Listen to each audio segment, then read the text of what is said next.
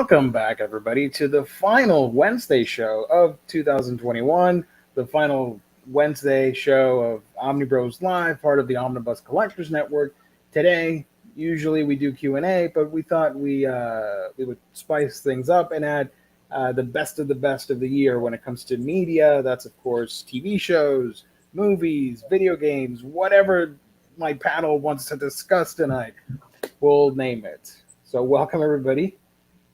Thank you to the chat, and thank you to everybody watching at home, wherever that may be. What we got upstairs? This is Comics Guide 101. And the Omnibus Collector. All right. Nice job, gang. So welcome, everybody. We are Ben Omnidog, of course. Carly, Phil, all the chat regulars. We love you guys. Thank you for tuning in. So, best of the year. It was an interesting year, wouldn't you say, for movies and TV shows? Because finally, stuff was coming out compared to 2020. Mm-hmm. Yeah, this was a good year, and we should probably know that this isn't. We're doing everything except comics. So the comic stuff is tomorrow night. Yeah. But we always do the best of the year stuff for everything else before we do the comic show. This is kind of a quick recap of all the cool stuff that we read, we watched, we played throughout the year. So, oh yeah, this was this was a year where a lot of stuff got delayed into this year, and it seems like it's even going to be more so next year, where a lot of stuff from 2020 is now finally going to start coming out next year. A lot of video games and a lot of stuff that has probably been in the pipe that have been planned are finally coming out next year. So looking forward to a lot of cool stuff. Lots of comic book related stuff as well. Mm-hmm. But speaking of comics, if you guys want some cool collected editions, you got to check out InStockTrades.com. Now I'm going to share a screen. Don't freak out. I'm going to share a screen. It is, of course, the fabulous sponsor, InStock Trades, your home for all things collected editions, whether it be an omnibus, an omnibus, an epic collection. There we go. Hardcover, manga, trade paperback, whatever it may be. When it comes to collected editions, you got to check out InStock Trades. Up to 50 to even 60% off. Daily, weekly deals up to 60% off at the moment on some books. If you order $50 or more, you get free shipping. Fantastic customer service and wonderful packaging at InStockTrades.com, the official sponsor of Omnibros Live here on the Omnibus Collectors Network. And tune in tomorrow, because not only is going to be a really fun show with the best books of 2021, we're also going to be doing the gift card giveaway valued at $50, courtesy of our sponsor. Once again, InStockTrades.com. Okay. Phil already getting started. Best figure, the NECA Gargoyles Goliath. That is a pretty cool action figure. That was really nice, actually. Yeah. Best figure. Hold on. I do have a contender though. I'm gonna fight you on that, Phil, because I'm gonna grab something off the shelf that I think is just as good, if not just a little bit better, in my opinion. Ateet, thank you for joining. Joined just in time for the jingle. Who knows? Maybe 2022 will be the year of Metroid Prime 4 finally coming out. Oh, I don't think so. But no. I want to believe that it will be the year, but it won't. I don't think so. Although after the success of Dread, I can imagine them going, all right, we could put more resources and money into this than what we thought. Yeah. There's a rumor that they are remaking Prime, just Prime. I'm like, why would you do that? Just remake the whole trilogy. Hey, that's an Ultraman. And there we go. Turbo Man is the best figure of 2021. This is the re-release, of course. I have my original in the closet behind me, but that closet's a mess. If I open it up, I don't want you all to see all my boxes and stuff. But I got this in the middle of the year, and of course, needed it for Christmas. But I love this re-release because comparing it to the original, it is pitch perfect. Literally everything about this is exactly the same, except for the fact that the all the like information and stuff is on the back Mm-hmm. of that instead of being on his butt. Like originally it was printed on his butt.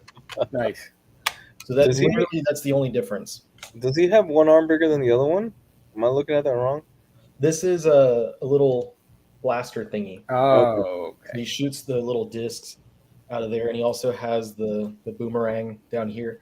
It's cool because like my original one, I had the figure, but like accessories and stuff are missing. But the accessories fit with the original, so I could display my original with like the new visor, the new jetpack and stuff, and it'd be pretty seamless. But I just like that. I didn't get too many figures this year, but this one, I such a faithful replication of the old one. It's just it's great. So if you grew up and you were a kid when that movie came out, when Jingle All the Way came out, that's definitely something that I would recommend picking up. And I don't know if it's still like it was hard to get one, and then they re-released the re-release several months later, like October, November, and I was finding them everywhere. So I don't know if they're still out there. I think they did a small restock, if I remember correctly. But Where's Booster? yeah, where's his faithful sidekick Booster? Nobody cares about Booster. Oh, Derek just joined us. Just getting here. Is that Turbo Man? Yeah. That is Well, technically, it is Riley holding a Turbo Man. Just to be clear on that. There you We just slid into frame real smooth. go. It's almost like we rehearsed that.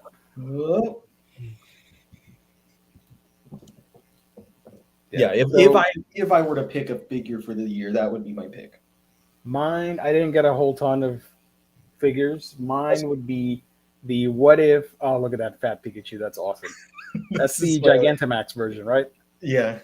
The What If Marvel Legends Zombie Captain America. That's my pick of the year for action figure. I do have it. I want to get up and get it. Sorry. In a At little. least something good came out of that show. That was the best thing. And the figure, I still think it looks like a Metal Slug zombie. It has that quality to it. I mean, judging by that Doctor Strange trailer, maybe we'll get more good out of that show because it seems that's going to play heavily into this one. So, Yeah.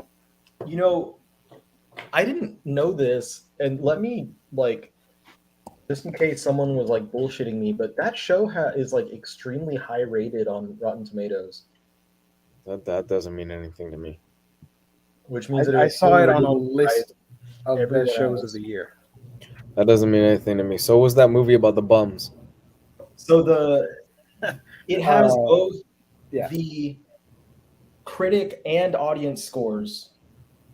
Critic is 93%, audience is 92%, which means that a bunch of idiots were watching this show and rating it on Rotten Tomatoes. The same thing with Nomadland. Well, Nomadland, I'm pretty sure had a low. I don't know why you guys tortured yourselves watching that. Sorry. I No, died. it's about 82, so not as low, but it did have a little bit lower of an audience score. I disagree with that one as well. I would rate it as a 0%. Have you guys ever seen American Beauty? It's an old movie with Kevin Spacey. Yeah, I saw it when I was a kid. You remember the pretentious kid that was filming the trash bag and going, "What does it mean?" That's Nomadland for 2 hours. Only with bums. Yeah. At all it least you had what's her name? The lead actress. I forgot her name. Oh, she was trying her best to make this film interesting. Yeah. She gave it her all. I got to give her credit. She's a great actress. I loved her in Hereditary, but you just could not make the homeless interesting to me. Unless you throw a few quarters in front of them and fight to the death over it. No, every episode of What If was shit. I'm just gonna put that out there. I won't say every episode. I liked the Doctor Strange one, which that seems to be playing heavily into what's going to happen next. I liked the zombie one, and then after that, I just gave up. I still haven't seen the ending of it. I know Gio said the last 2 episodes are pretty good. The I only like the zombies and the last 2 episodes, just for the fight stuff that happens, fighting and all that. I like the idea of the second to last episode, like setting everything up, and then the last episode to me just didn't really do it. The Doctor Strange was the best idea, but I didn't enjoy the way it was executed. And any of it's gonna just I'm not gonna enjoy it because the animation was so terrible. So like even if the story, the writing, the acting, everything else was good, like come on, man. Like why are you giving me like cell shaded N64 graphics? You know what wasn't bad this year though? That was animated. Invincible. Holy shit! Did they do a good job on Invincible? I loved Invincible throughout the year. I'm gonna I think I only disappoint watched the you. first one. I'm gonna disappoint you. I only saw the first episode. Oh man, I totally forgot to watch that show. Thank you for reminding me. I also only watched the first one. He gets so good. I love him. Well, I mean, you know what happens pretty much because you've read the comic. Yeah. And Yeah. it stays pretty faithful to what the comics are, and it changes a few things here and there that it needs to change. But overall, I love the hell out of Invincible. That was so much fun, man. And I just they captured just how brutal that comic is in so many ways inside of that in that TV show. Did we got a season of The Boys this year, right? Was that this year? I don't think so. I don't know. Or was that delayed? I think it hasn't premiered. I'm not too sure. Because we should get a season Season of The 3 Boys. definitely hasn't come out yet. Look at this guy. I love the second season of The Boys. Look at that. Was second season, was that last year? I think it was last year. I think we didn't get one this year. Excuse me. Yep, September 4th, 2020. Yeah. Damn That's when my wife and I watched it was last year. I love Look The at Boys. that beat up leg. Sorry. That's a cool It reminds me of the TMNT Muckman toy, Yeah. Nah. where it has like the hole that you can push the slime through. Joe Goose, everybody is saying Arcane is great, and I want to see it so badly. I've heard that it's really good, and like Yeah. I've never once in my life even thought about playing League of Legends, but I've heard that it's good for even non. I don't know what they call themselves, leaguers. Yeah. Don't. I tried playing League of Legends. Wasn't for me. No, thank you. Arcane was a huge sleeper hit. Yeah, nobody saw that coming. Nobody saw that coming, and I But heard it it's has a great. Imagine Dragons theme song, and that kind of Wait, is Imagine Dragons the theme? Yeah. Oh, damn it. Not or a like fan. it plays in the episodes. I don't know, because I just see like an Imagine Dragons song always associated with Arcane. Oh, damn it. Imagine Dragons. Lost in Space season 3 was a good final season. I didn't know that ended. Sorry. Interesting. So I feel like we're like kind of ish going through like our picks for favorites of whatever, but like Pretty not much. being like, all right, here's the category. So if there was one TV show this year that I absolutely fucking loved, and my wife and I looked forward to watching every single week, it was Ted Lasso. I fucking adore Ted Lasso. It's my favorite show. It's the best show that I've seen in the last few years, and Ted Lasso is great. The second season they knocked it out of the park. There were a few people that complained, saying, "Well, it's kind of a darker season," and yeah, it is. It's very much that, but it's so wonderful, and they've built up so many great characters and so many great stories, and it all just feels like it's coalescing into something incredible. Once I think they've said they've got 4 seasons mapped out, and that's it. After 4 seasons, I think they've said they're done. So if that's where they're heading, then I'm absolutely excited for the next 2 seasons of Ted Lasso. Can't wait for more. And as a sneakerhead, Ted Lasso really wears a lot of cool shoes. Nice. So I just pulled off this article from Den of Geek. So they gave out a list of best TV shows of 2021. It's just a guide to see if you guys watched any of these shows, like Okay. Guilt, for example. Never heard of it. There we go. Perfect. Reservation Dogs. I was want gonna to see bring that this. up. I haven't had the time to watch it yet. I binged that one about a month ago, and it's pretty good. It's got a good vibe to it, a good sense of humor. I would say if you want a good comedy series, I think it's only like a 8 episode first season or something. It wasn't very long. Yeah, It's easy to- I saw the first episode. Did nothing for me. This is good. Station 11. My wife are watching this right now. We're about 3 episodes in. And What we're is this about? Post-apocalypse. Basically a virus has wiped out a huge chunk of the population, and now it's about. It takes place during 3 different timelines, and it follows this one girl. It's when she was a child, when she's a teenager, and now that she's an adult. And as an adult, it follows her, and she's part of this basically a carny that goes around different places and does these plays and stuff like that. And along the way, she's basically followed by a cult that believes this. But it's so fucking good, dude. Nice. It's really good. If you, this is the closest thing, and it kind of it's on HBO. So the thing is, this is the closest thing that we're gonna get to a Last of Us series until Last of Us actually premieres next year. And I have a feeling that a lot of people are gonna go.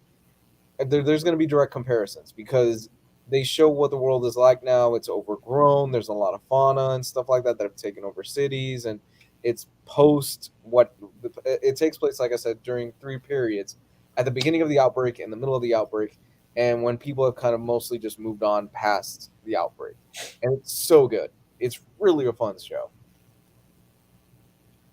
Nice. Where is it? HBO. It's on HBO Max. Yeah. HBO Max. Yeah. It's a mini series. There's only I think 6 episodes left. I mean, there's only 6 episodes out, and I think they're doing 10, 12 episodes, but it's really good. 10 episodes. Yeah. 8, 9, and 10 coming next year. God, there's so many mini series this year. Like so many like series that are at least supposed to have been mini series, but I know some of them get like extended. Well, I know you loved Hawkeye quite a bit. Yeah, Louise. Hawkeye's my favorite MCU show.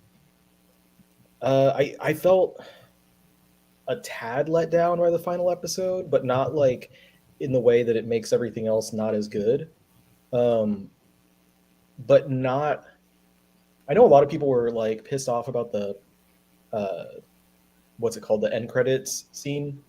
Oh Jesus, yeah, that was terrible. I didn't really give a crap about that, like whatever. But I did see a funny discussion about it. Spoiler alert, I guess. Wait a minute. Mild spoilers for Hawkeye. I don't want any angry letters. Or the post credit being just like the song on stage, like the theatrical performance of the like Avengers fighting the battle for New York, and someone was saying like, but it was like it did give you something because of the fact that Ant-Man was included, and they're like, this could set up something where like something happens where now people believe that Ant-Man was included in the battle for New York, because I don't think it was from the timey-wimey shit that happened in Endgame. Either that, or I saw someone say like, nah, Scott was just he funded part of the stage performance, like the production of that play, and so he demanded that he get put in there. But I just thought it was funny, like people saying, we might see something in Quantumania showing like, Scott show up during the battle for New York, like moving through time and stuff. Anyway, that's that. So Hawkeye was great. On my list for best of the year because of Lucky, the pizza dog. Of course.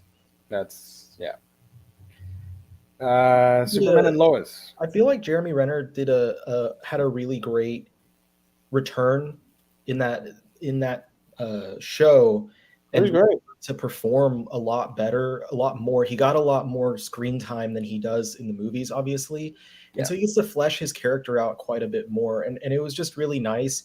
I know not like most people are not crazy about Jeremy Renner because he's kind of Jeremy Renner, but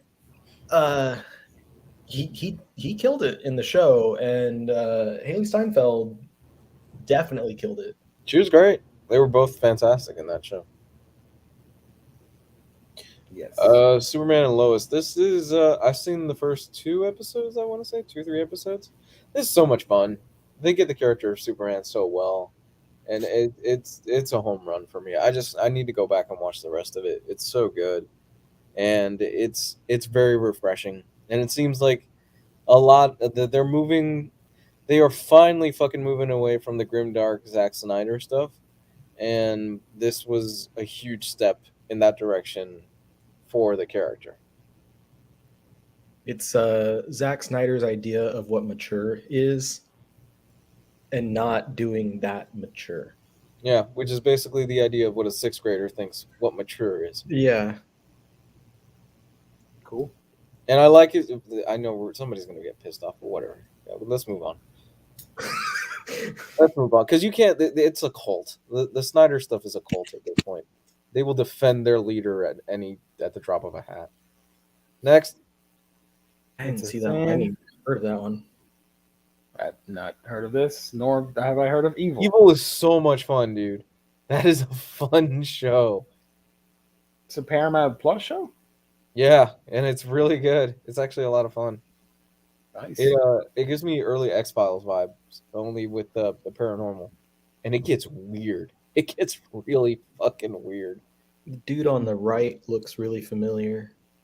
I've probably seen him in a few things. He was on The Daily Show. He used to be. Yeah, that's it. Yeah. I think he's done movies as well, but that's definitely. How about the other two? What? The other two from HBO Max. Never heard of it. There we go. Perfect.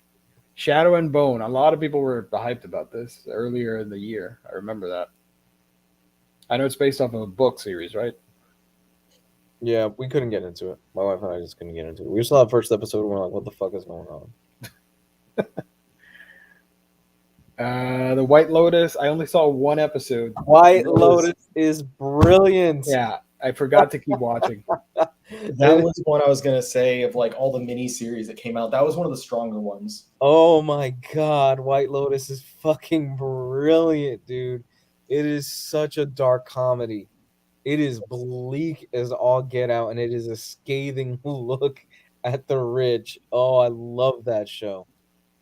I love that it's from Mike White, who did School of Rock, because it's so just drastically different from School of Rock. But I really, that show had such a great ensemble cast of characters, like, and they balanced everyone's stories so well, because you got like the stories of how many different groups. What it was like the like two families, and then Stifler's mom, and it's so good. and then all the employees and stuff, and everyone's stories were so perfectly balanced. It's so good. It was hilarious. It's dark. It like gets like freaking like nerve-wracking at times. There's one particular scene, and if you've seen it, you know it. My wife just looked at me and goes, I don't think they faked that. I don't see you probably know which one I'm talking about, where they walk in and the two characters and stuff like that. My wife just goes, there's no way they faked that. He's in there. Yeah, you can't green screen that. Oh, brilliant. White Lotus is brilliant. Such a fun show. Shout out to Hayden. He says Station 11 is a book adaptation. Hoping Station 11 is a book adaptation that HBO doesn't mess up. Yeah. No, it's I've heard that, but it's great. I love it so far. The White Lotus is coming back for another season with an all-new cast. Yeah, they're Yeah, doing like the American Horror Story stuff. Yeah, like an anthology type thing. Okay. It's a Sin was a UK drama about the AIDS crisis. There you go. Only Murders in the Building. This was a Hulu show, if I remember correctly. That was good too. That one to me was not as good as some of the other things like as the one we just looked at, White Lotus. Yeah. I felt like the first half of that series, it started a little slow for me. I know a lot of people disagreed because people were just in on it from the get. Mm-hmm. But the second half, like, it really picked up pace. But I don't want to say I hate, like, that's a strong word, but I like, it annoys me whenever there's a series that could so perfectly just be wrapped in a bow with just the single season. Like, it could just be a mini series, but they add that like hook at the end to be like, oh, now there's going to be another season, because it doesn't need it. This could have been wrapped up really well in its like 10 episode run or how big it had. Yeah. But that just great cast. Both Steve Martin and Martin Short, great. And what's her name? The one that looks like my sister. She's also great. I forget her name all the time. Selena Gomez. Selena Gomez. Yeah. Yeah. Yeah, she did a really good job. Like, I think she departed from the role that many people would kind of assume her in, which is like the Disney type role, because she grew up doing those. But she does fantastic in this show. I felt like it did itself a disservice by leaving off with a hook for a second season. But money. So yeah. I think you should leave. It's another heard of show. this, but I didn't watch it. Never heard of it. Dickinson. Never heard of it. I saw one episode. Did not dig it. You did not dig it? Yeah. DC's Legends of Tomorrow. I'll be honest. I thought I didn't know the show was still going. Jesus. Yeah, I thought it was done. I thought this was canceled. And they're in a bowling alley. Cool. Loki. I've soured on it over the past few months. Looking back on it and thinking about it, I'm like, it started strong, sagged a lot in the middle, and it's completely redeemed by those last 20 minutes. I really enjoyed this one. And it's also like probably the most important show out of all the ones that we got on Disney Plus. I think out of the whole phase, actually. Yeah, it's probably the most important thing. But it could have trimmed some fat, I think. this could have been 4 episodes, I think. Cosmic Bowling Alley. Thank you. Thank you for clearing that up. I honestly think if they had done this 4 episodes, it could have been at least an episode short. Yeah, it could have been shorter. It could have been whatever, but I enjoyed it. I think everyone did a good job where they were. Also, I'm offended that this article is saying Falcon and the Winter Soldier was not good. I didn't think it was that good. I think that Falcon and the Winter Soldier was the sleeper of all the Disney Plus, because so many people have that opinion, like saying it wasn't good. But like, I felt that one was one of the more gripping ones, like that had me wondering exactly where it was going to go. Mm-hmm. And also by the end of it, more curious about where we'll see these characters, or how we'll see these characters next, what they'll be doing next, because we didn't know about, there's a movie that's spinning directly out of it, basically, and we didn't know about that before that show aired. No, I didn't look. I'm all for positive messages and stuff like that. I just think the last 15 minutes of it is like me getting hit over the head with a crowbar as far as what the message of the series is. I'm like, I get it. Okay.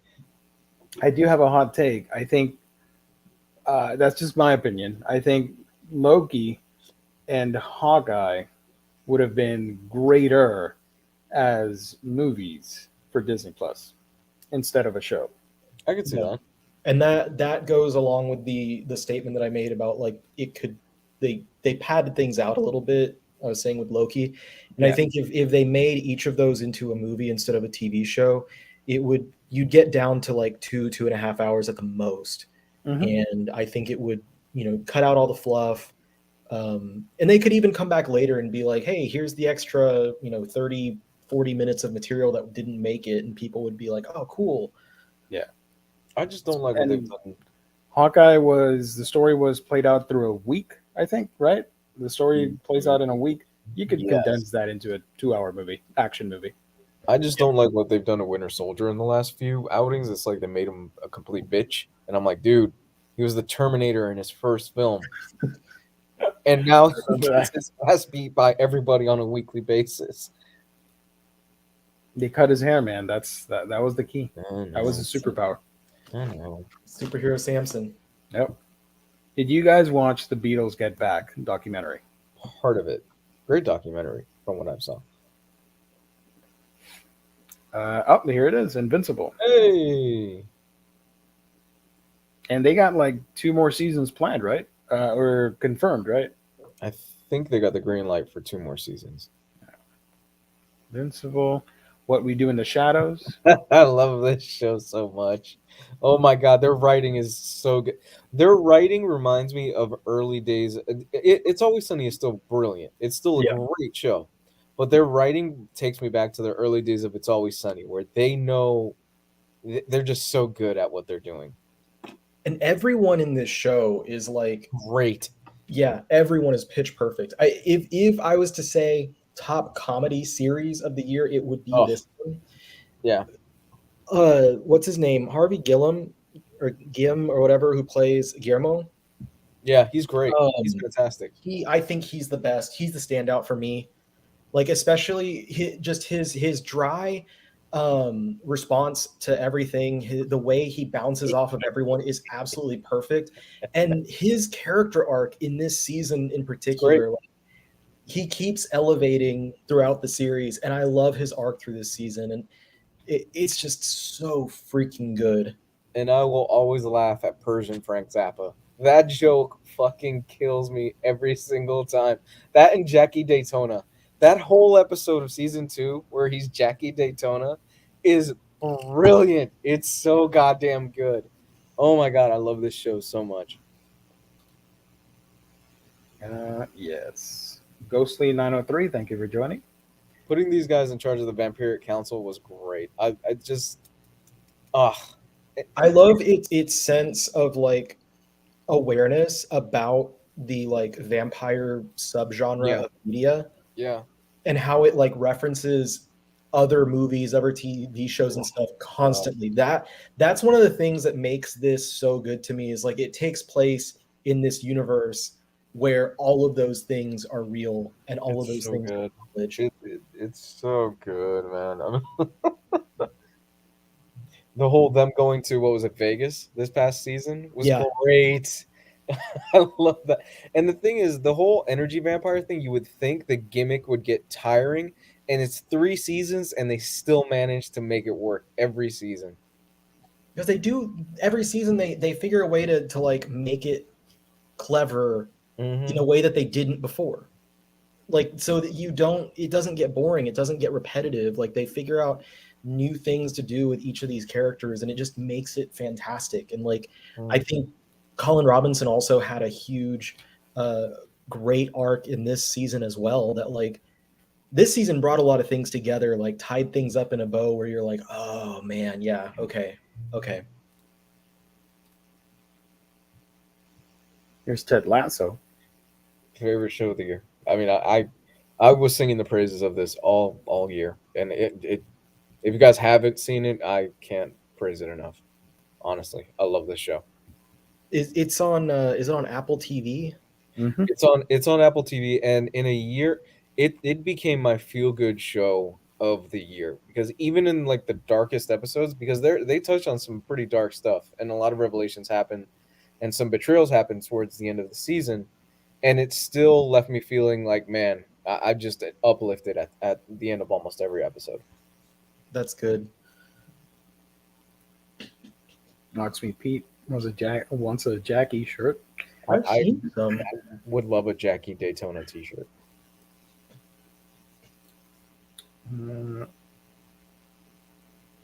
This is an HBO Max show, right? Mayor of Easttown. I started this one and it was pretty good, but we kind of forgot to continue it because we started it when we were on a trip, and then we left and we got back home and forgot. And then one day she was like, "We never finished watching that show." I'm like, "Ah, shit, you're right."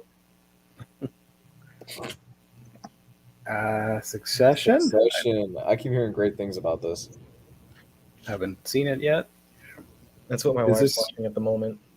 where's this streaming or showing or whatever? It's HBO Max, I believe. HBO, okay. Midnight Mass. Brilliant. This one, Fucking brilliant. the only thing that I have against it is how stupid so many characters were that I was like, I will give you that. you're so dumb, like yelling at the screen, like how stupid the father is in there, like, bro. Yeah. I fucking love this show. It's Mike Flanagan, who did what I think is probably the best horror TV show that I've ever seen, Haunting on Hill House. Mhm. He did a sequel to The Shining, which nobody fucking thought could be done well, and for me, he knocked it out of the fucking park. And then he goes on to do Bile Manor, which I didn't care for. I thought it was just But this is a return to form for me for Mike Flanagan. This is 6-7 episodes, and what a fucking way to take the vampire lore and the vampire mythology and twist it on its head by putting a religious Catholic spin on it. And it's great. It is so good. Oh my god, I love Midnight Mass. This was Because so fantastic. the stupidity that I complain about, it like it works perfectly with that. Yeah. It works perfectly, and I think what he's trying to put across in the message of this, like how dumb the main character is, and the what's it called? The whole I saw an angel, and I'm like, motherfucker, have you? That is not an angel. Exactly. That is very clearly not an angel. Yeah, you the first time you see it, but the twist of like from the beginning, like the first like little twist that you get of something, I don't want to like spoil anything, was just so well done. Like, because it was honestly something where I was like, wait a second, is that this? Is this that? And then you find out, yes, that is what it is. And then right, it works so well. I'm hoping you're picking up when I'm laying down, but I didn't want to spoil it for anyone. But well, yeah, Netflix series, it's really good. I think this is probably my top series pick, if not like one of my top two. Rafael Miranda, I was raised Catholic as well, so a lot of this stuff hits home with me, and it's so goddamn good. It really, if you were raised Catholic, you'll get a lot of the stuff that's going on, but they really take their time. This is a slow burn. I'm gonna let you guys know right now. If you're expecting a huge moments every episode, it's not gonna happen. It's a really slow burn, and it takes about 3 to 4 episodes for it to get going and you to figure out, okay, this is what's really going on. But man, is it worth it all the way through. And that dude, I forget the character's name, but his monologue, great. It's great. amazing. No, it's great. Emotional, incredible. Yeah, no, it's great. Any other year that Ted Lasso wasn't a thing, this would be my favorite TV show of the year. Let's see what we got here. Number 2. Oh, of course, Squid Game. Yeah, of course. That was a phenomenal. That was a. It's phenomenal. It's a good show, but it was what's the word I'm looking for? Whatever. It was the talk of the town, right? It was the most streamed. It's a little like show derivative of a lot of things that were not popular in the mainstream, Battle especially Royale. in this. There were parts of Battle Royale in this. There were a whole bunch of different elements. Like what? Because like I enjoyed the fuck. I watched this show twice. I watched it once on my own and then once with my wife because she was like, "Well, I want to watch it." So I watched it twice. I also watched it both dubbed and subbed, so I can tell you how bad the dub was. It's great. It's gripping. It's fantastic. But if you are into like any Eastern media that's not super like mainstream popular like this in the US, how this got, like you see like tons of influence from, I mean, just the first thing that comes to my mind is always Kaiji. Like it's literally like doing a lot of the things that Kaiji Gambling Apocalypse does, which is a fantastic series as well. But there's so many other like death game type series, manga, etc. that like if you just look up like, can I get stuff things similar to Squid Game. You're going to get a list of different manga, anime, movies, TV shows that all have that same vibe to it. But it did it very well. It did it extremely well. Number one is, the Den of Geeks. Number one is WandaVision. That's reader's choice, right? So that one, as I'm not a reader, but that is my choice. I think, like, looking back at this year, that series was the one that my wife and I together were probably the most excited to see new episodes of. It was so clever. It was so punchy. Like, it had the perfect amount of intrigue with each episode, stringing you along, like not really knowing everything that's going on. Everyone had their guesses. Everyone had their ideas. There were plenty of people who knew exactly where it was going to go. A lot of people. The theories. And that was like half of the fun, was everyone having their own dumb theories and stuff and getting to laugh when they were wrong. But it was so just like anyone who has like either grew up watching or like at least grew up watching like Nick at Night reruns of all of the classic sitcoms and stuff that they were referencing. It's so fun to like go through every episode and be like, oh, this is what that is. This is what that is. It was just so well put together. And I like, the biggest negative is that it kind of dissolved from being that very clever piece of television into being a typical MCU, hero punches the villain that's just a bad version of themselves type thing. Yep. And that, like, out of the 9 episodes, that occupied like the last episode, and that was where I was like, man, like this went from being perfection to being like, okay, this is still really good. I really appreciate it, but it drops away from perfection. Yeah.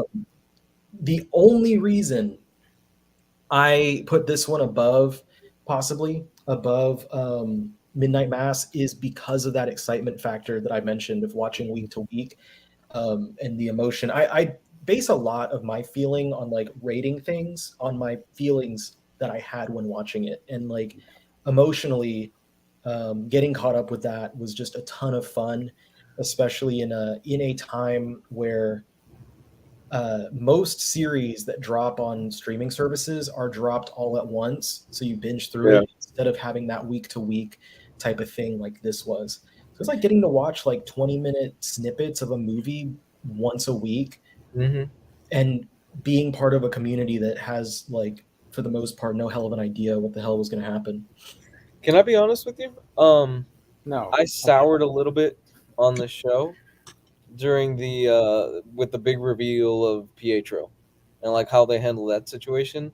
I was like, you fuckers. I get that they played it for a gag, but I don't know. I that soured me on it just a little bit. Not much that I hated the show or anything like that. But I was like, damn it. Like, you really fucking assholes. But now it almost felt like a slap. To me, it almost felt like a slap in the face. It now feels like it might not even be that because of what they've done since this show. Like it seems as if, and from what we actually have, I don't want to say no, what we've seen as far as possibilities, like I've seen leaks and stuff of like from the set of Doctor Strange. They got some stuff going on that could tell us that dude's not really boner. I hope not. Final episode of WandaVision with the pose of the families, like The Incredibles, is the reason why Midnight Mass is my number one show. Nice. You had me for a minute there with that comment, Raphael. Yeah. Theory part was really fun in WandaVision. I thought I enjoyed Loki more, but as a whole, WandaVision was better, but Loki season finale was stronger than the WandaVision finale.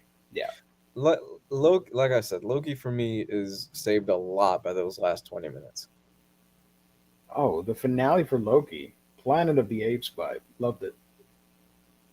Spoilers. Caesar shows up at the end. Yeah, that's it. So that's TV. Hey. I got a list here for movies. Let's do it, man. Movies. Everybody likes movies. Uh, by the way, I'm not actively participating because I didn't watch a whole ton of shows. I'm sorry.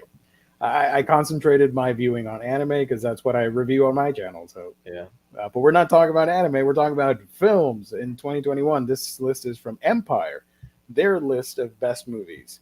Barb and Star go to Vista Del Mar. You guys see this movie?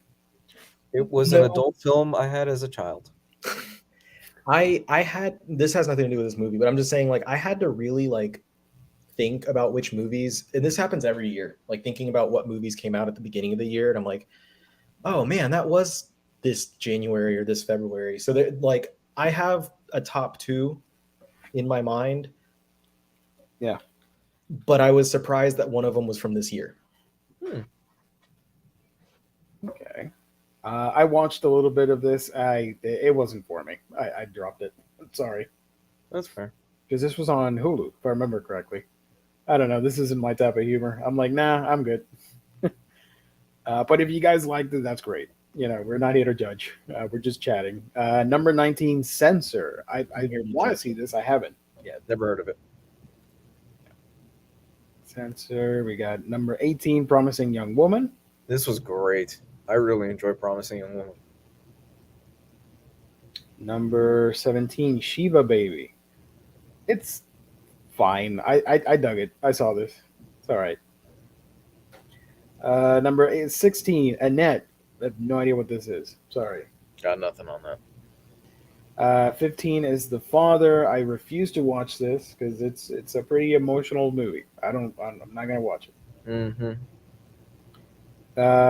14, Petite Maman. It's French. I don't know. Sorry. Number is one of my 13 two. is Pig. I've been wanting to see this so badly. This is one of my two. I This is love an Nicolas amazing Cage. movie. I loved Pig. I am all for the Cage-assance. I am all for this. So on Nicolas Cage, I watched this one, and then like a few days later, I also watched Willy's Wonderland, and you could not get like the complete polar opposite of like quality of film between those two. But this movie is so good. Like I know others' opinions will be out there, but like this hit so hard for me. And I mentioned it to Gio, like that one, the scene where they're drinking wine and like the conversation he has with the chef from that restaurant. Resonated really heavily, especially at the time that I was watching it. Because it was as I watched it on a plane when I was flying out to go do YouTube stuff. And it was like something where he was talking about like, you know, what was your dream? And then he's like, you know, why didn't you do that basically? And, you know, this thing that you're doing might be successful, but it doesn't matter because it's not what you love. So it doesn't matter what this is. And that's how I felt. Cause I was like, damn, man, like it perfectly encapsulates my feelings on like, you know, what I was doing a year ago, or not a year ago, like, you know, at the beginning of 2020, and then getting laid off from that job, and then going to the point where like I'm pretty close to going full-time on YouTube. And it's just an amazing feeling. And like, that was so reaffirming. Nice. But other than that one scene, it's a great movie, start to finish. Nicolas Cage does a fantastic job. It's amazing. I love it. Number 12, The Green Knight. Still haven't seen it. It's on my to-watch list. I have not seen it either. Number 11, The Power of the Dog. This is on Netflix. On my watch list. Yeah, heard great things about it. Haven't seen it yet. Same. Another Round. I think this you can watch it on Hulu if I remember correctly. I've heard Mads kills it in this, and I'm a huge Mads Mikkelsen fan, so I really want to see this. Number 9, Titani. I don't know how to say this. Sorry. Yeah. Vehicular intercourse. Yes, there is some of that in there. Oh, I so saw a review of it, but I haven't seen it yet. is this a Fast and Furious spinoff? It's all about family. I wish. The Mitchells versus the Machines. This does not get enough love. I adore this movie. Mitchell's versus the Machines is so much fun. It's Yeah, it by was a lot of fun. Lord and Miller, the guys who did Cloudy with a Chance of Meatballs, all those movies, Spider-Verse and stuff like that. They worked on that. And this is such a fun fucking movie. It's I laughed, my family laughed watching this. It's on Netflix. Do yourself a favor and watch this. Yep. Honestly, it's a blast. I need to rewatch it, like, because I tried to watch it and I couldn't get into it, and so I wasn't paying attention, and I think it ran for like probably 2/3 or more of the runtime, and I just was so not invested in it that I didn't finish it.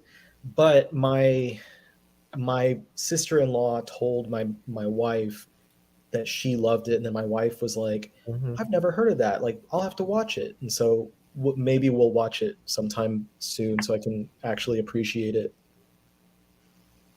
There you go. Palm Springs.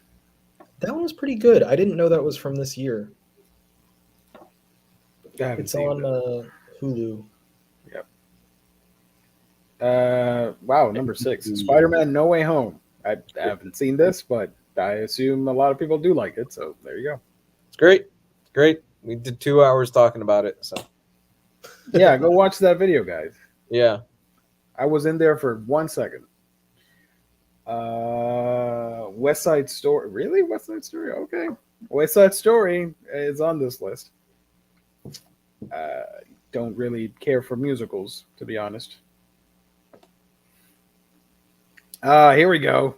Nomadland. You're fucking kidding me. Are you serious? It's invalidated. Oh my god, really? It won an award. I mean, a lot I of don't people give a liked shit. it. So did Lady Bird. Yeah, Lady Bird. Wow. Yeah. You remember Lady Bird? Yeah. Yeah. I was an experience I regret watching. This is the Lady Bird of 2020. Yeah. Minari, I've heard great things about. I really want to see this movie. I've heard fantastic things about this as well. I doubt my other movie is going to be one of the top 2. Oh, Sound of Metal. Was good. It was really good, man. Riz Ahmed deserves an award for his performance in this. And number 1 is Dune. Wow, I'm on the surprised. list. Dune. So my other pick Chalamet. at the top for me, this is the one I was surprised was this year because I thought it was last year, was Nobody with Bob Odenkirk. Oh, I see what you. Yeah. Mm-hmm. Yeah, I've heard that. That movie, like, I very rarely watch something twice. I watched that in theaters. I watched it on a plane, and then I almost watched it again on another plane because I forgot that I had recently watched it, and I was like, oh, Nobody. I really like that movie. I'm gonna and I was like, wait, no, I just rewatched that recently, so I don't need to watch it again right now.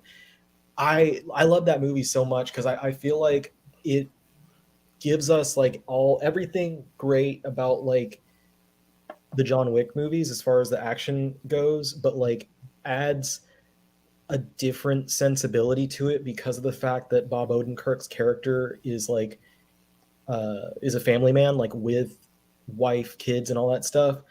And he looked like my dad in the movie. So like I had this like personal attachment while watching it of like imagining my dad just kicking ass like and taking names. And immediately after we got out, I called my dad and was like, Dad, have you seen this movie? He's like, oh yeah, it's great. And I was like, you just like Bob Odenkirk. And he's like, huh, I guess. And then, but yeah, I love that. Like that one doesn't have the same emotional punch, obviously, as like Pig. Pig was a little bit more high class film, but Nobody would be my other pick for like the most fun that I had at the theater. And then I put under that probably Shang-Chi. Like that was my favorite of the Marvel movies this year. Oh, sorry. Did you guys watch? Yeah, go ahead. I'm surprised Shang didn't make the list here. Yeah, I am too. That was my favorite superhero film of the year. I've now seen it about 4 times, and I enjoy it more and more every time that I watch it. Dune, I think that. So my wife tried watching Dune with me, and I had just finished reading the books before the movie came out. The first one before the movie came out. So I had all that stuff fresh in my mind. And the issue that my wife had was she didn't understand half of what the fuck was going on and what some of the characters were. So she kept asking me questions, and eventually she just fell asleep within the first 20 minutes. I still need to watch it. I just haven't had the time to sit back and do so. Do y'all have a worst movie? Because I have a couple of worst movies this year. The Matrix. I still haven't gotten to watch it. I still haven't seen it. Yeah, I did not like that. Game. I hope he wasn't hurt by it. Well, no, never mind. I'll take that back. No, it was Nomadland. Nomadland was the worst film I saw this year. I don't care whatever hoity-toity award people say about, oh my god, it's brilliant, and staring at sunsets for 2 minutes while the wind blows through grass is just this visceral experience of a film. Visceral. That's a word they like to toss around. I don't care. It was boring. It's about homeless people, and I don't care. Okay, she is amazing in it. She's a great actress, and she is acting her ass off. But it is acting against paint. She had to act her ass off because, like you just said, like it's like they threw her in there and said, like to everyone else, like be natural, and then she has to deal with that because no one else, like everyone else, is acting like a non-actor in front of a camera. And it's like, yeah, guys. It was a painful watch. I don't know why I put myself through the whole thing. My wife tells me that I torture myself too much with what I watch, but like I watch movies and TV shows while I work, so I don't really mind. But my actual pick for worst movie, and it's literally because it's fresh on my mind, was the one. What was it? Don't Look Up. It's on Netflix right now. It just came out. I'm wanting to watch that. I hear mixed things about that, and that's just more appealing to me. The fact that I'm hearing mixed things. Yeah, absolutely. Like, watch it yourself because there's the most redeeming thing, and it's actually extremely like good. Is Leonardo DiCaprio has like this emotional, like just resonant scene where he's just screaming, and it's like it zooms in pretty close on his face to the point that like the framing is like covering his chin and forehead, and he's just screaming, like just guttural, like emoting, and it's so good. But it's like this little speck of light in a sea of shit. And I was like, the rest of this movie, like it's too much of a slap in the face of like everything that we're literally still in the middle of dealing with in this world. And the way that it portrays like the good side versus the bad side is like, because the bad side is like the rich elite, the politicians who are lying about everything to try and feed themselves more money. But the good side is made up of actors who, if this were actually a real situation, those actors would be on that other side. So it's like, it's too tone deaf. They're not realizing like, dude, Leonardo DiCaprio, you and Jennifer Lawrence, like you would literally be the ones who would be on the other side of this, like the rich people getting richer, being taken care of, all this different stuff with this type of situation. So I just don't buy it. Like instead of doing this kind of thing, like let's, like my wife was like, let's fix some issues with like wage gaps and stuff instead of making this movie that's supposed to be preaching about stuff. Well, here's the thing with that is just we went through 4 years of basically what looks like this movie's about, and I'm just not sure if I want to sit through 2 more hours of what we just went through for 4 years. It's more what we went through for the past year and a half, 2 years. Okay. But it's a kick in the nuts is what it is. And like I like, my wife didn't watch it. I told her about it yesterday and she's like, yeah, this was not good. Okay. I need to check it out. McKay did The Big Short, right? That was his baby. Yeah, Big Short was brilliant. yeah. This one just did not land, and it just I yeah. Don't look up. I'll still check it out. Yep. It can't be worse. Can't be worse than Nomadland. Venom was also pretty bad. Not as bad as Nomadland. I was No, it entertained wasn't. by Venom. At the very least, Venom was entertaining and it was short, so it was like, hey, symbiotes beating the crap out of each other. This is cool. It was okay. I thought it was better than the first one, and I hated the first one. Maybe it's because my expectations were low, and I was like, you know what, this wasn't terrible. It was okay. What about Space Jam? Why was Black Jarvis kidnapping children? Can somebody explain that to me? What was his name in there? I forgot. Algorithm something. Algae. LG Rhythm, yeah. I saw 30 minutes of that movie because I had at the time the HBO Max subscription, and I quit. I'm like, I can't. I have fond memories of the first one because I was a kid. Whatever. I saw someone talking about it earlier, and what they said was really funny. They're like, I forgot they were playing basketball in the middle of the basketball game. Mhm. It was bad, but you know what? Like Venom, far more entertaining than other stuff. And like Space Jam, you knew it was gonna be shit. Like you knew going in, it's not gonna be good. Yeah. There was no expectation for it to be good. But going like some of these other things, like the reason that movies like Don't Look Up, like that's why I would pick that as my worst movie over something like Space Jam or something like Venom, is because there actually is an expectation for that movie due to the cast, due to the director, due to everything that's in that movie. You have an expectation of this actually being quality. Space Jam, you're like, it's the Looney Tunes and it's LeBron James, and if it like at the very least makes me chuckle, like it's not, it did its job. I'm not expecting whatever. Like Yeah. it's just another isekai movie. Well, if you've been watching the Lakers right now, they could use Bugs Bunny in the team to play for them. He's been doing fucking terrible lately. Yeah, I was wondering what you thought of Space Jam 2 because you're the senior Space Jam correspondent on the Space show. Jam worse than Be Like Mike with Little Bow Wow. Ooh, that's a low bar. Coming to America came out this year, Wow, I forgot about that. and Mortal Kombat too on That was HBO bad. Max. That was bad. Mortal Kombat was pretty bad. And There was no Mortal Kombat. There was no Fast Mortal 9. Kombat in Mortal Kombat. Wow, yeah. Fast 9 was also this year. Yeah, Fast 9 made me hang up my undershirt and my cross. I'm done. A Quiet Place 2 was this year, and James Bond. Quiet Place 2 was brilliant. I loved Quiet Place 2. I enjoyed Also, Godzilla versus Kong was this year. I enjoyed Wow, that. that was. Oh my gosh. And a lot of people are like, "Oh, the Spider-Man movie, cinema, whatever." No.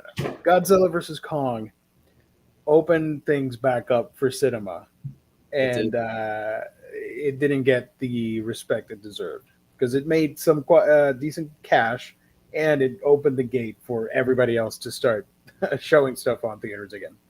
What did you? Yeah, I don't think I ever asked you. What did you think of the movie, Gio? It's my least favorite of the MonsterVerse movies. Wow. But it's still fun because you get to see two iconic characters fighting. But it's my least favorite. Okay. All I right. enjoyed the hell out of it, man. Like, Yeah. it did everything that I wanted it to, and I love like all the scenes of going into like the center of the earth and stuff. Once again, like a lot of the human parts of it, the same with all of these MonsterVerse movies. A lot of the human parts are just superfluous and can be trimmed down considerably. But like, as far as things go, it was some cool stuff. I do need to rewatch all of them at some point, though. They said at some point that they would want to make a movie with just the monsters in prehistoric times. I'm like, yes, please. Let's go. I want to watch that. Make it like a fake documentary, IMAX style. I don't know. I want to see that. I'd be down for that. I just love Mechagodzilla in this because Mechagodzilla happens to be one of my favorite kaiju, and just badass. I like the interpretation they gave him in this one. Yeah, it was fun. I just for me, it's gonna be controversial. Whatever, I don't care. King of the Monsters. Then how many movies are there? The Godzilla 2014, then Kong, and then Godzilla versus Kong. But I love all four movies. It's just not as high as I wanted it to be. I still think King of the Monsters is my favorite. So far. I agree with you. I think King of the Monsters is the best one. It's badass. It has so many great moments, and it gave us what we wanted. After that first Godzilla movie was so slow, and this one was like, nah, fuck that. We're hitting the gas running. It's like they took the dial. I'm like, this is 2014. Let's go all the way to 11 with 2019 Godzilla. They wasted no fucking time in that movie. The 2014 one, like, it's like they didn't know if they wanted to push so hard into like the monsters and the fights and stuff like that, and then in the next ones they're just like, yeah, screw it. I think King Kong was largely what gave them the decision, because King Kong went a lot further into like giving us just bombastic action with Kong and the skull thingies. I love Kong Skull Island. That movie was brilliant. Sorry. Yeah, go ahead. Any of the 10 movies that The Rock was in this year could be considered worst of the year. He was in a lot of movies. Let me check on that real quick. He was, and he's wearing the same uniform in like 2 or 3 of them that involve the jungle. So the Jungle Cruise, what was it called? Red Letter, or Red Notice, Red whatever. Notice. Red Notice. Uh, Red Notice. That was terrible. He was not in Fast. He was not in that one.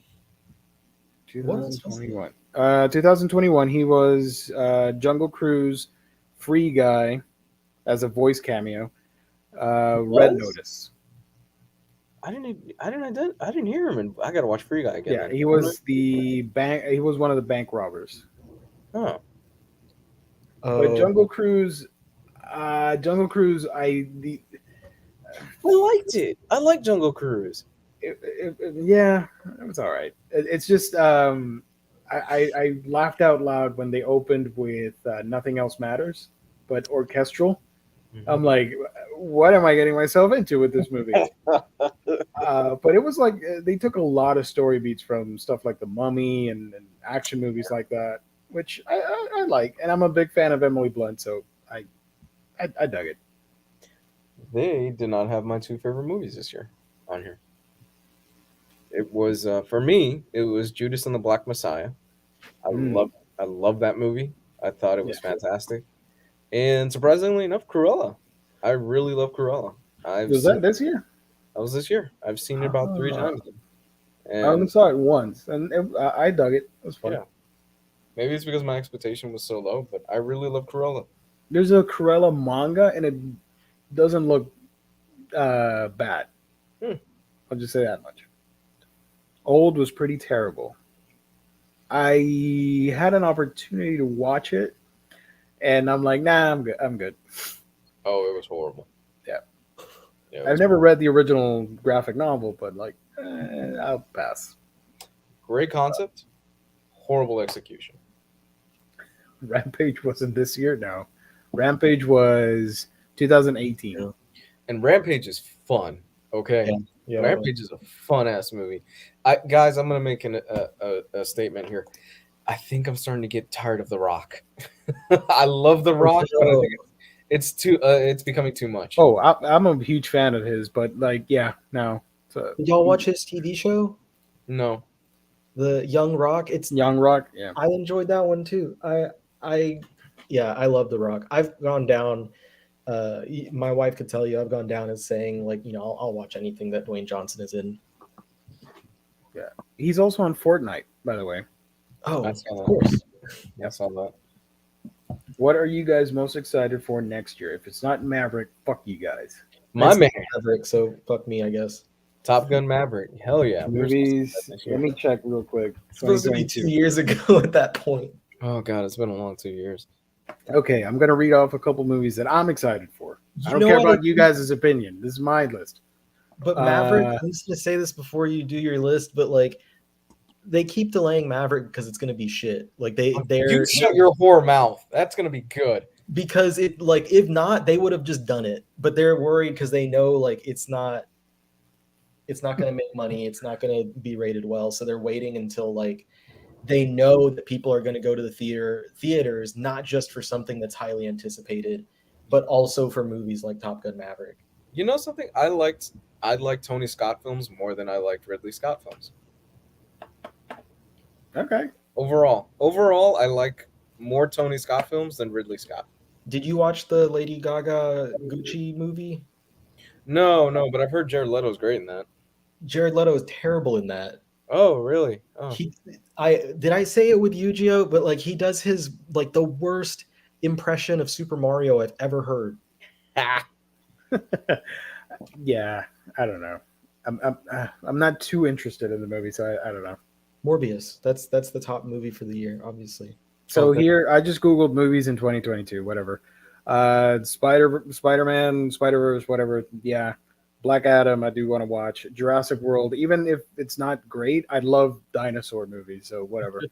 Lightyear looks awesome. Thor, Doctor Strange. I'm good. I'll watch all the superhero movies, so I'm not gonna count any of them. Yeah. John Wick 4 got delayed. This is coming out in 2023, so that's I wrong. know. Turning Red, I'm really excited for. That looks super cute. Ambulance looks terrible. Don't watch it. Sonic the Hedgehog, no thank you.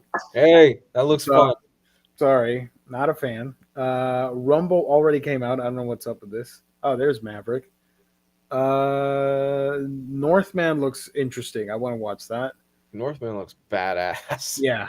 Death on Denial. I thought this was pretty funny because Armie Hammer is the lead with Gal Gadot, and they just left him completely out of the trailers after his scandal this year and his weird fetishes.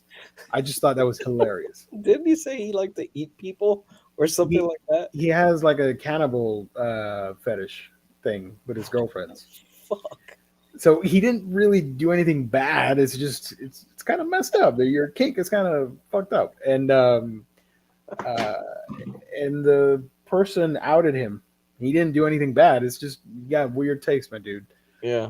So if you watch the trailer, you barely know that he's there. In one scene, there's another character, and he's blocking the view, and you can't see Armie Hammer, but he's there in the scene. And in the poster, he got left out, I think, or the credits. Sorry, the credits, along with the girl from Black Panther, who's anti-vaxxer, and Oh yeah. somebody else. It's a weird movie. I just want to see it for that, you know. Cleveland Brown. Cleveland Brown, where you at? What about comment. Ridley Scott's The Last Duel? The last comment. Oh. Gal Gadot should be glad she got out of there alive. Yeah, man. And then there's this whole bunch of nonsense that I don't know anything about. So yeah, if I were to pick something I'm really excited for, it'd be the Batman movie, Aquaman, of course. I'm a huge nerd for Aquaman. No, I'm not gonna say. Say it. No, say it. I'm excited for Knuckles and Tails. That's it. Yes. Black Adam because it's something different, and Jurassic World because it's dinosaurs. And no Uncharted. No, I do not like Uncharted. I like the games. Not even Tom Holland is excited about that movie. No, he's not. He said he didn't put his best work in that movie. I'm like, dude, what?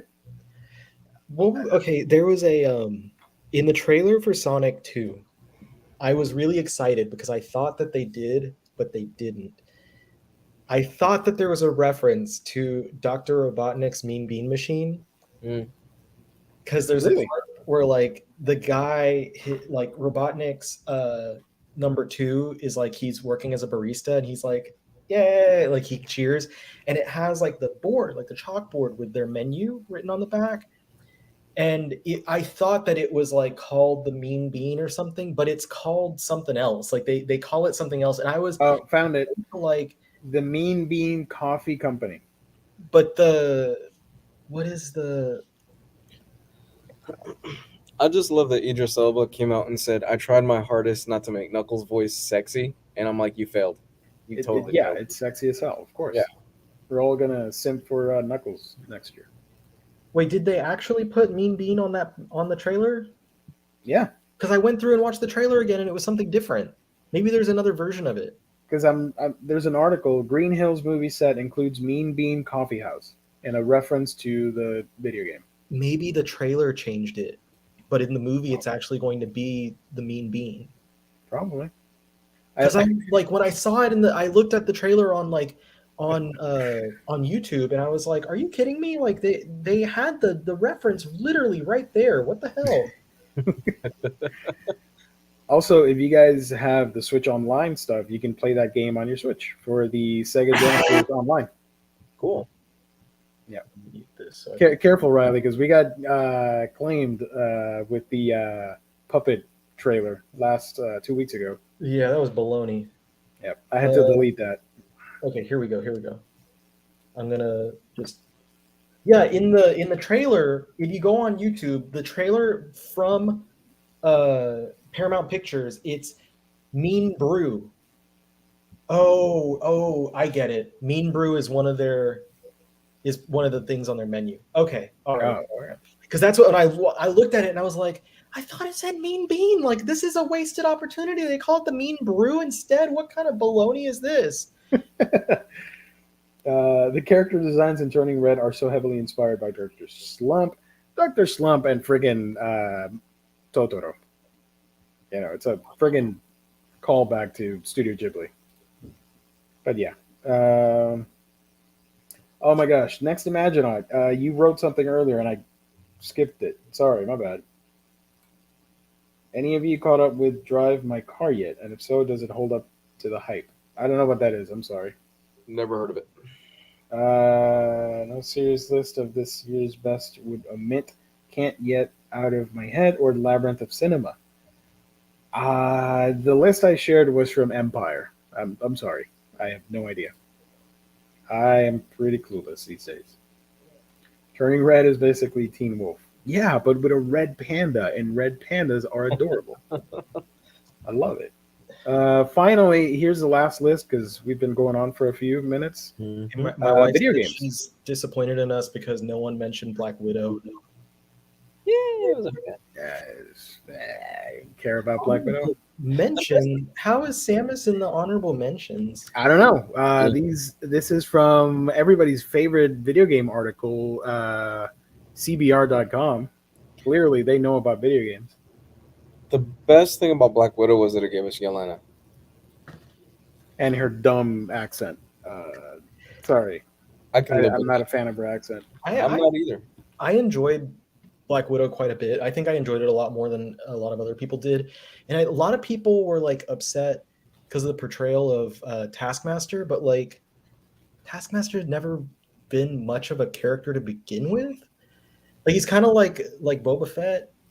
We were saying earlier, like before we went, was that right when we went live or before we went live? That, Before. like, yeah, Boba Fett, like in the original appearances, was just a costume.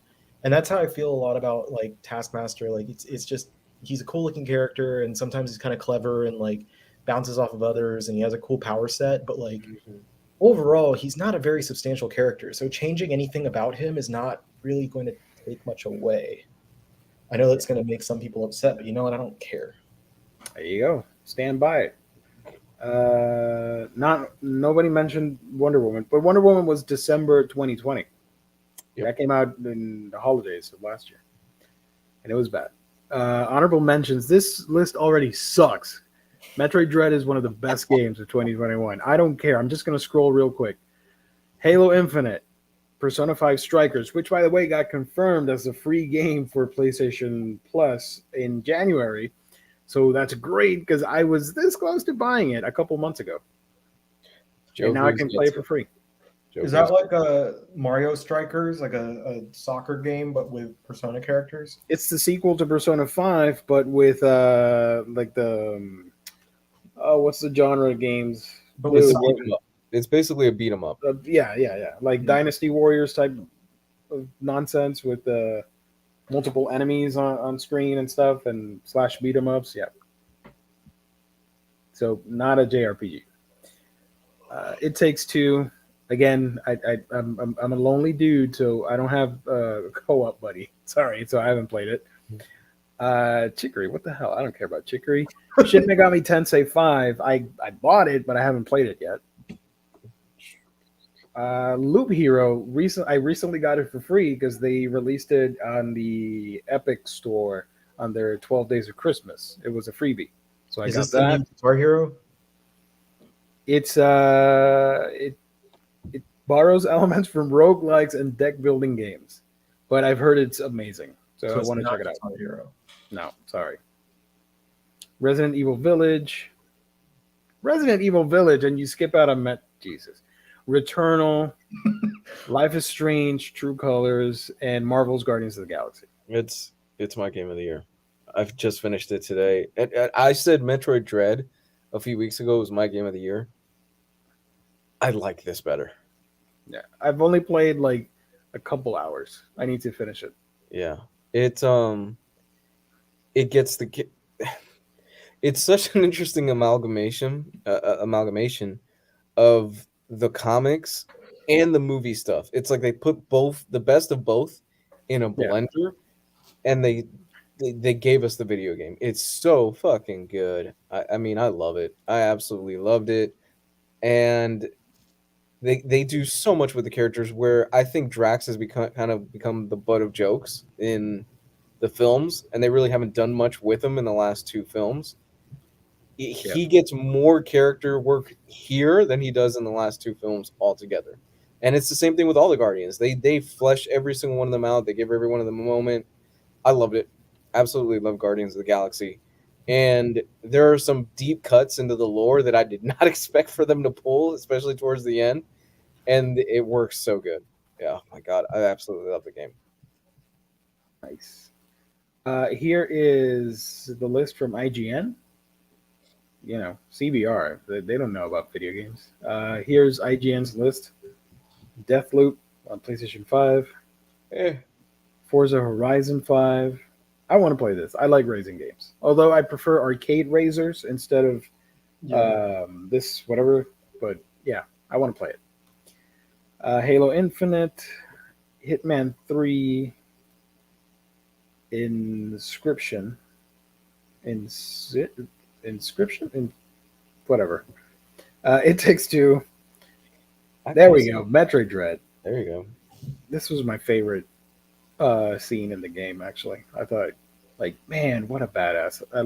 I simp for Samus. She's great. Did you finish it? I need to beat Ravenbeak. Okay. And I know what happens because I saw the ending of it, but I haven't finished the final boss fight. I haven't gotten to finish it either. I got stuck on the. It's been a minute since I picked it up, but the water boss, the butt monster with the anus. Yes. Yeah. I haven't beaten that one yet. I lost a few times, so I left the area so I could go see if I could find any extra like power ups and stuff, and then I got busy and haven't finished it. So far, out of all the boss fights in Metroid Dread, the one I hate the most are the Chozo soldiers. When they start spitting out the black stuff at me, I hate that so much. And the other monster that was hanging from the roof, I don't want to spoil anything just in case, that swipes at you with the Sith blades or whatever. I hated that one. Mm-hmm. And Ravenbeak, I know how to beat him. I started doing other stuff, and I haven't gotten back to it. But again, it's the end of the game, so I already know what happens. And I'm not in a rush to beat him. So you've seen what happens towards the end of the game? No, actually, no. I saw what happens. Did I see that in the game? I know about the cutscene, but I don't know because I was watching a stream and somebody played out the ending. I don't know, whatever. Don't pay attention to me. I'm all over the place. But I do need to finish it because I'm not. I want to get my street cred for the Metroid fans out there. Yeah, Ratchet and Clank was great. Ratchet and Clank, that was a good game. I like that. Resident Evil Village with the tall vampire lady. Mm-hmm. Mm-hmm. Did you see who was it? Mark Brooks, his cover for Resident Evil. Hmm. Amazing. I'm like, damn, that's so good. So does anybody mind it? Anybody here huge Resident Evil fans? You guys have played all of them? Have you played Resident Evil 8 or plan to play Resident Evil 8? At some point, but I've only played like the first two games or something. I'm not an expert on Resident Evil. So you guys don't mind if I spoil a huge moment? I'm probably gonna forget something. Let me put the spoiler banner because I don't want people upset. There we go. Spoilers for Resident Evil. So, okay. The whole point of Resident Evil 8 is you've got a daughter. Your daughter gets kidnapped at the very beginning of the game, right? And you're on your way to go get her back. About halfway through the game, you find out they have cut your daughter up into different pieces, and now your quest is to find her different pieces throughout the different levels of the game and bring her body back because she is basically this god that's going to be reincarnated or something along those lines. It is batshit insane in the best way possible, and I absolutely loved it. I just threw my hands up in the air during that scene and just went, of course. I fucking love it. Yeah, we bought the game like immediately after it came out, and my wife kept referring it to it as like I'd have to ask her. She was like the basically like mommy milker something something. And I was like, all right. Like she said it just made me laugh. But I had such a great time with that game. Like I honestly think that and Metroid Dread were the only two new games I played this year, and I finished that. I finished Resident Evil, and I haven't finished Dread yet. But like, if I had to go with gameplay and stuff, it's going to be Metroid Dread. But I love the Resident Evil series. The Resident Evil series is always a ton of fun, and I love like the different directions that they're taking it with these newer games and stuff, because it's like departing from the standard, I guess. Yeah, this was a lot of fun. Resident Evil 8 was a shit ton of fun. I absolutely loved it from beginning to end. It was, I mean, it's Resident Evil, but I've been loving the direction that they've been taking the series with the whole first person stuff. Yeah, I'm really looking forward. This is supposed to be the second in a trilogy of this series, I think. So we're getting one more in this series, and I'm super excited to see where it goes after the end of this. Nice. So yeah, that's about it, gang. One quick question. Dean is asking, just for you, Riley, not me, because screw me. Which omnibus are you most excited for in 2022? What's coming out now? Although he realized that I don't collect omnibus anymore, but I'll let that pass, Dean. I keep forgetting like everything that's coming. I know like a lot of the big ones that I'm excited for. The last of the Peter David Hulk is coming out. The not for myself, but for a lot of other people, the Peter David X Factor investigations, because I already have customs of that run, so I don't necessarily need it. I think didn't Omar just announce that Ultimate Spider-Man 2 is also happening? Which, if that's something that he did, because I'm not sure, I just saw someone comment somewhere. Yeah, if he did, like, that's really exciting also, but it's something I already have, like the oversized hardcovers.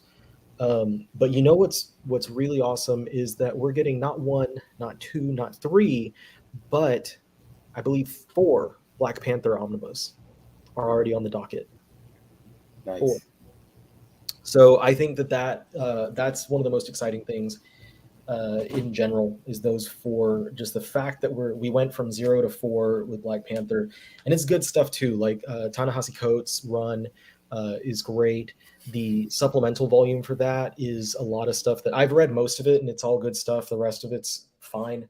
The classic stuff is not necessarily for me, but I know it's for a lot of people. And then the Priest run, finally getting the Priest run in an omnibus, I think that's extremely exciting. And I also like the announcement of the Spider-Verse Spider-Geddon omnibus, which is like I didn't expect to see something that combined both of those. If I were to do it myself, I would have put Superior Spider-Man, the second series by, was it Christos Gage, put that alongside Spider-Geddon because they kind of work together instead of having Spider-Verse with it. But hey, you know what? It is what it is, and Spider-Verse is the name that's going to sell more. And I've got some friends that like are now. Well, I have one friend in particular who is getting into reading comics right now, absolutely because of Spider-Man: No Way Home, and I'm basically like mama bird feeding him all the good stuff, and I've been telling him like, oh, this is coming out, and those releases are really exciting for him. Spider-Verse, The mouth. yeah, good. Okay, that's pretty wholesome.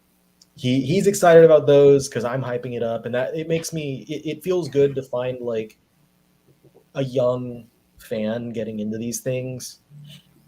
Those Aliens Omnibus Volumes 2 to 4 next year, but no They should Alpha just- Omnibus yet. Label the Alf Omnibus as an Aliens Omnibus because he is an alien, so just call it the Aliens Omnibus Volume Alf. Good point. Fun fact, I googled Omnibus 2022, and if you click on videos, it's all Omar. That's it. The search result is just Omar videos. 1, 2, 3, 4, 5, 6, 7, 8, 9, 10, 11. Yeah, it's all Omar. I don't know what's coming out. Will they announce an Aquaman Omnibus due to the upcoming movie? No. I guarantee you they won't. Sorry, buddy. We barely get trade paperbacks for Aquaman. How the hell are we going to get an omnibus? We got those that set of oversized hardcovers, those ones, those 3 in a row. Like that was pretty cool. Which one? 3 in a row. Like, hold on.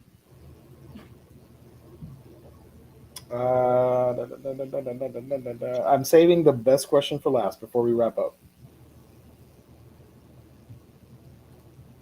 So, gang, while Riley's looking, we got to give a shout out to our wonderful sponsor. We're talking about Omnibus. You guys got to check out InStockTrades.com. Hold on, I'll be right there, Riley. Okay. InStockTrades.com, your home for all things collected editions. The sweet Aquaman Deluxe editions that Riley has in his hands, you can get them at InStockTrades.com. Omnibus editions, manga, hardcovers, trade paperbacks. If it's a collected edition for comics and manga, you get it at InStock Trades. Up to 50 to 60% off. Loyalty discounts tack on an extra 2% to that. $50 or more gets you free shipping. And just fantastic customer service and wonderful packaging. That's InStockTrades.com, the official sponsor for the show, Omnibros Live, here on the Omnibus Collectors Network. So thank you to our wonderful sponsor. Okay. Oh, those 3. So the Search for Mara, and this one has issues 40 to 48. Yeah. And then the second one is Deadly Waters, 49 to 56. And then the third one, was it Death of Prince? Yeah. And this has 57 to 63, as well as pages from Adventure Comics, 435 to 437 and 441 to 455. So these 3 together go in sequence. They were released out of order and different spine designs. Way to go, DC. I love you guys. The first and the third one look the same, but it's the middle one that has that white spine. So I guess like it's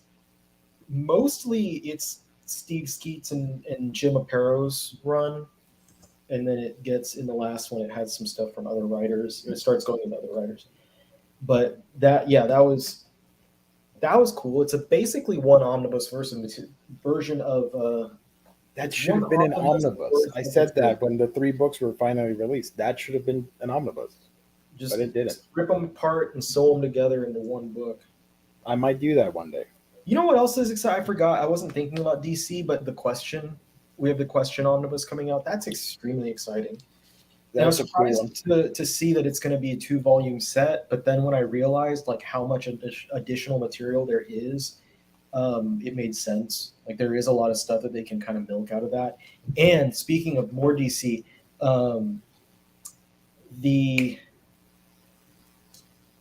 Yeah, the Johns run got an omnibus because it was the Johns run, though. Like that was everyone knows that. That was not because of Aquaman. That was because of Jeff Johns. Yep. DC on that guy. But It's true. the other DC book, Rachel Pollack's run on Doom Patrol. That's a fun one. Yeah. that's huge. That is one of the. It's never been collected. It's the first time that any of that's going to be collected. It's like, I believe she was one of the first, if not the first, trans writers in mainstream comics. So that's Hopefully it huge doesn't as get well. canceled. Because it was originally solicited as a paperback, Mm-hmm. and then it was resolicited, I think, as just a hardcover, and then it got turned into an omnibus. And they didn't resolicit it, but they like fixed the solicit because I think it was overpriced, and then they bumped the price down to match more of like how much content is in there. And with that, like the only Doom Patrol material that we have left that's never been collected is the Arcudi run and the end of the Keith Giffen run from like around the time of Blackest Night. There you go. Final question of the night goes to our buddy James Abel. The best question. Thank you, James. Gio, what was the best anime of 2021, or are you saving that for your channel? Yes, but I love you guys, so I'm just going to give you 5 shows that I really liked that I recommend you guys watch.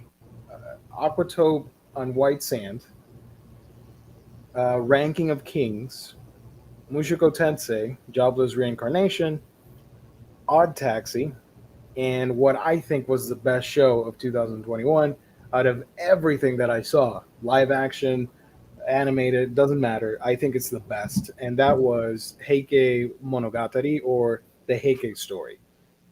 I seriously think in a couple years it should be placed on the conversation. It should be on the table for one of the best feudal Japan / samurai media adaptations of all time.